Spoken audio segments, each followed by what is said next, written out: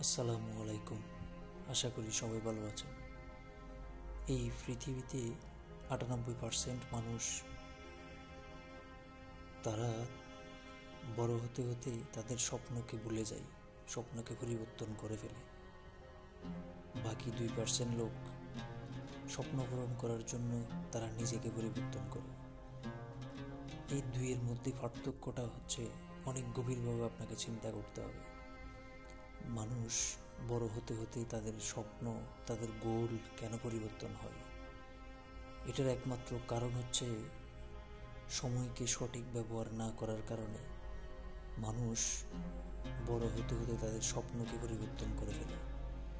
শুধুমাত্র 2% মানুষ যারা স্বপ্ন পূরণ করার জন্য নিজেদেরকে পরিবর্তন করে।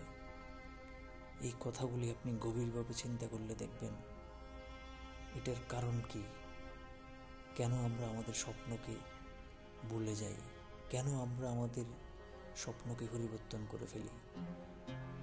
তার কয়েকটি কারণের মধ্যে একটি হচ্ছে আমরা সময়কে সঠিক ব্যবহার করতে পারি না।